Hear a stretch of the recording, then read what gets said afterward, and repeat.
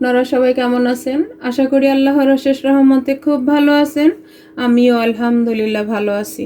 তো আজকের রেসিপি আফলাতুন মিষ্টি। তো এই মিষ্টি রেসিপিটা বানানোর জন্য আমি প্রথমে যেখানে 1 কাপ সুজি নিয়ে নিছি, আর 1 কাপ সুজির মধ্যে দিব আমি 2 কাপ গুঁড়া দুধ। এই আফলাতুন মিষ্টিটা কিন্তু খেতে অনেক টেস্টি হয়, যারা খাইছেন তারা তো জানেন। আর আমার এই রেসিপিটা দেখে আপনারা এখন বাসায় বানায় নিতে পারবেন। এখন এই পর্যায়ে দিব আমি সামান্য একটু লবণ, যেহেতু এখানে সুজি আছে। এখন এই পর্যায়ে শুকনো উপকরণগুলোর সাথে আমি দিব একটু জায়ফল গুঁড়া, এই যেভাবে সাথে সাথে ক্রাশ করে দিয়ে দিব। এই যে দিয়ে দিলাম। এখন আমি এই শুকনো উপকরণগুলো সব একসাথে হাতে মিশিয়ে নিব। এখন এই পর্যায়ে দিব আমি 1/2 কাপ ঘি, আর এটাতে ঘি যত বেশি থাকবে তত এই মিষ্টিটা খেতে ভালো লাগবে। এখন এটাকেও আমি মিশিয়ে নিব। কিছু একসাথে মিশানো হয়ে গেল। এখন আমি এটা সাইডে রেখে বাকি কাজটা করব। এই যে এখানে আমি 3টা ডিম নিয়ে নিছি, ডিমটাকে ভালোভাবে একটু ফাটাই নিব।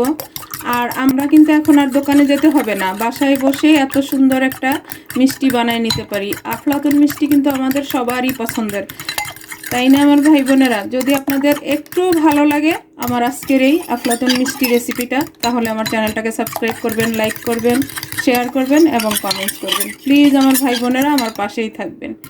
এখন এই পর্যায়ে দিয়ে দিব আমি 1/4 কাপ কনডেন্স মিল্ক। এখন আমার কাছে কনডেন্স মিল্কটা আছে, আমি দিয়ে দিলাম। যদি আপনাদের হাতের কাছে না থাকে চিনি দিলেও চলবে, তবে কনডেন্স মিল্কটা দিলেই সবচেয়ে বেশি টেস্টি হয়। এখন এটাকেও আমি মিশাই নিব। সব কিছু একসাথে মিশানো হয়ে গেল। এখন আমি এই শুকনো উপকরণের সাথে মিশিয়ে দিব। এগুলো আমি সব হাত দিয়েই মিশাই দিব। এই কাজটা হাত দিয়ে করলেই ভালো লাগে। এই যে মিশানো হয়ে গেল। মাশাল্লাহ মাশাল্লাহ, এত সুন্দর ফ্লেভার আসতেছে। তো প্লিজ আমার ভাই বোনেরা বাসায় বানান, বানালে বুঝতে পারবেন যে কাঁচা অবস্থায় কত সুন্দর একটা ফ্লেভার চলে আসছে। আর যারা ফেসবুক পেজ থেকে দেখতেছেন তারা প্লিজ আমার পেজটাকে লাইক শেয়ার কমেন্টস করে দিবেন। এখন আমি এটাকে একটা মোল্ডে ঢেলে নিব। আর এই মিষ্টিটা তো দেখতে পুরোপুরি কেকের মতো হয়। এই যে এর জন্য আমি আগে একটা মোল্ড রেডি করে নিছি। এই যে আমি মোল্ডের মধ্যে অলরেডি আমি বাটার পেপারটা দিয়ে একটু ঘি ব্রাশ করে দিছি। এই কাজগুলি আগে করা থাকলে কিন্তু ভালো হয়, তাড়াতাড়ি হয়ে যায়। আর এখন আমি এই ব্যাটারটা ঢেলে দিব। নেওয়া হয়ে গেল। এখন এটাকে একটু আমি ট্যাপ করব। এই যে ট্যাপ করে নিলাম। এই পর্যায়ে আমি দিব আলমন্ড বা কাঠবাদাম। এই যে এখন উপরে দিয়ে দিব। এটা আপনাদের যার যার টেস্ট অনুযায়ী দিবেন, তবে এই বাদামটা দিলে খেতে অনেকটাই টেস্টি হয়।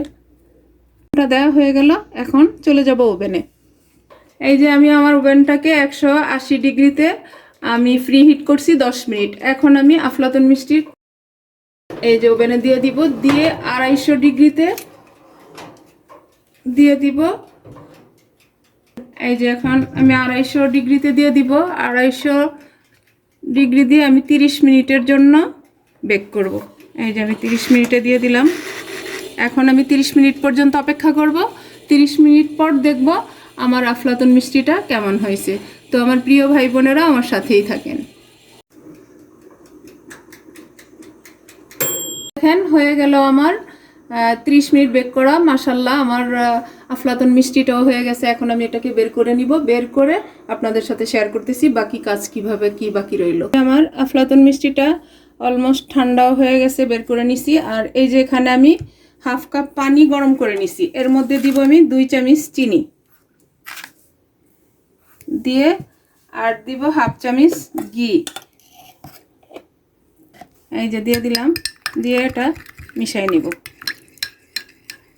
এই যে মিশানো হয়ে গেল। এখন এই চিনি সিরাপটা আমি এর মধ্যে ব্রাশ করে দিব।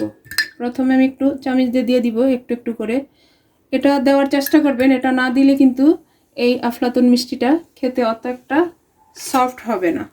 এই যে এইভাবে আমি এই চিনির পানিটাকে ব্রাশ করে দিব। যে দেখেন আমার চিনির সিরাপটা ব্রাশ করা হয়ে গেল। এখন আমি এই আফলাতুন মিষ্টিটা একটা প্লেটে নিয়ে নিব। দেখেন মাশাআল্লাহ মাশাআল্লাহ একেবারে আলতো হাতেই উঠে আসতেছে। এই যে নিয়ে নিলাম। ট্রেটাকে এখন সাইডে রেখে দিব। রেখে প্রথমে আমি মিষ্টিটাকে কাটবো।